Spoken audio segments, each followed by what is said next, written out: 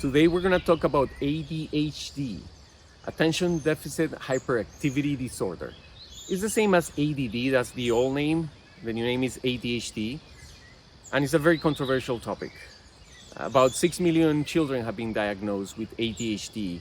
That is roughly 10% of the children of the United States, 9.8%. And about 8 million people, or adults, have been diagnosed in the United States with ADHD. That's about 5% of the adults of the country. So it's completely out of control. And the problem is that it's a very controversial mental disorder because we don't know if it's real or not. Many scientists, many doctors, and many professionals, including myself, think it's not real. It's just an umbrella of symptoms that are used to create a disorder that doesn't really exist. The problem is that a lot of what is diagnosed as ADHD could be coming from absolutely normal behavior in children and from many other causes in children and adults. Let's explore a little bit. There are two types of ADHD: the hyperactive or impulsive and the inattentive.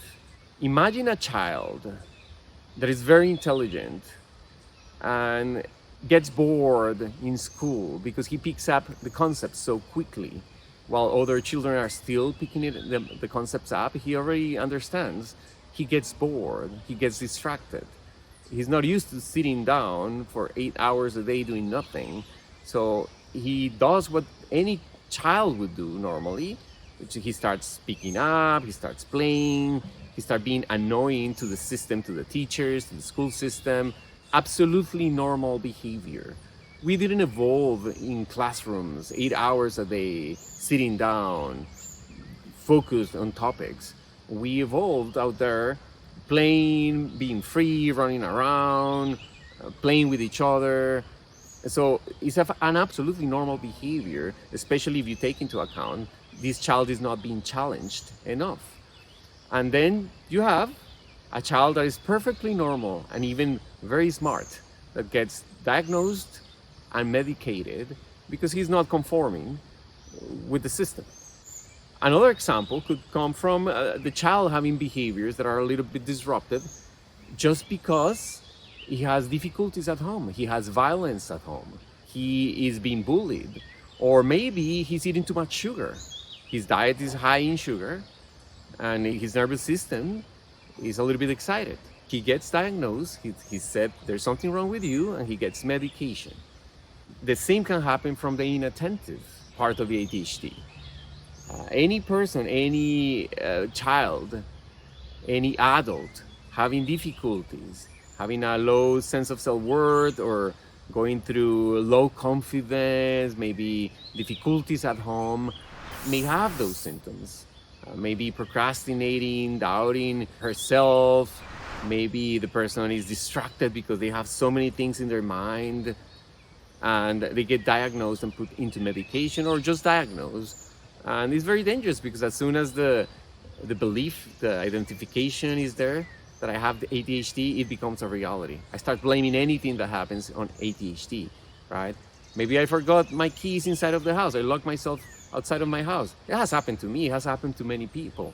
And I just say to myself, oh, that was silly. I have to pay more attention. I have to be more present. But someone who has ADHD is going to immediately say, oh, that's my ADHD. It's ruining my life. Maybe you feel a little bit insecure. Maybe you postpone things. You don't present your homework. You don't do anything for your ideas, your projects. It could be out of lack of confidence. It could be out of doubts about yourself.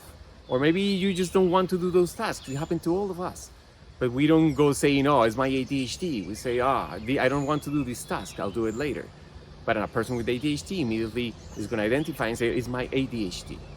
Anxiety is another very common symptom of ADHD. As a matter of fact, about 30% of children that have ADHD also have anxiety, which is highly suggestive that it's just a symptom that may come from different causes, different drivers, another root cause. Again, maybe there's violence at home, maybe they're having insecurities, maybe they're being neglected. So many things can cause anxiety in a person. It doesn't mean that it's ADHD. Let me give you an example. If I have a headache, that's obviously a symptom, right? There's no headache disease. We don't call it, I have a disease. I contracted the headache disease. It's just a symptom. And it may appear because of many things. Maybe I have congestion in my sinus. And maybe I have the cold, so I have a headache. Maybe I have tension in my neck and shoulders. I have a headache. Maybe I'm hungry, very, very hungry. I have a headache. Or I ate something that went bad on my stomach. I can have a headache. Maybe I'm dehydrated. I'm going to have a headache. But the headache is not a disease. It's just a symptom that may appear from many, many different things. I can give you a pill, and I can tell you, take this pill. It's going to cure your headache. It's not going to cure your headache. It's only going to numb your headache. If you want to treat the headache properly, you have to address the root cause of that headache. It could be dehydration. In that case, you need to hydrate yourself, and it's going to take care of it. Or you need maybe a massage for your neck and shoulder.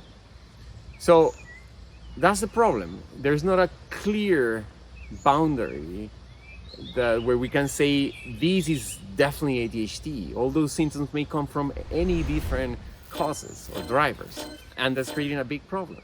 My professional opinion is that it's not real, but it may be real. So if you are one of those people that wants to have that label, that diagnosis, there are good news. We cannot say for sure that ADHD is not real. It may be real. There are many questions you may have.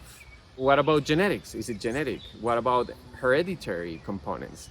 I hear some clients coming to me saying, but my father had it. I can see because I remember him being very disorganized and doubting himself and postponing things, and I have it. So that means that it has to be in my genes. We're going to study that, or at least explore a little bit that hereditary component in a further video later. Can it be overcome? Many questions you may have that we're going to explore later. One thing is for sure, even if ADHD is real, it's being highly misdiagnosed. A lot of people right now are getting diagnosed with ADHD because they come with a bundle of symptoms. 6 symptoms in children or 5 symptoms in adults are enough to be diagnosed with ADHD. And you can get those symptoms just by having a low sense of self-concept. If you don't believe in yourself, if you have low self-worth, low self-concept, low confidence in yourself, maybe you are in situations of violence, insecurity, you're going to present several symptoms. They're going to be enough to be diagnosed with ADHD. So ADHD, if it's real, my professional opinion is that it's not real. But if it is, it's being highly misdiagnosed. For some people, it's very convenient to have that diagnosis of ADHD because they want to understand their difficulties. They want to have something. It's very hard when we don't have anything to blame for what we're dealing with, and we cannot explain what's going on. The mind is a pattern-seeking mechanism. That's the mind's work. It's better to have a bad explanation than no explanation at all. So for some people, if they say ADHD is not real, then it means that I'm a mess, that I'm disorganized, that I'm lazy. So they rather have the label, the diagnosis of ADHD be real, so they can blame ADHD, not themselves. And it's fine. If you want to believe in ADHD, as I said, we cannot prove that it doesn't exist. And at the same time, that doesn't mean that because ADHD doesn't exist, you're lazy. As I explained, those symptoms may be appearing because you have a difficult sense of identity, a distorted sense of identity. You have low self-concept, you feel low self-esteem, maybe you modeled attitudes from your parents and you grew up not believing in yourself and being disorganized. There are many things that can be addressed in order to overcome ADHD. We're going to explore all these in further videos. If you're someone who struggles with ADHD and you want to overcome it, go ahead and send me a message. I have helped many clients overcome the symptoms of ADHD and basically have it disappear. I don't say that I help them overcome ADHD because I don't believe in ADHD. I think are only symptoms coming from other causes. But it can be done. I have done it many, many times. So me or one of my coaches can help you with that. Go ahead and visit my website. Send me an email, links in the description.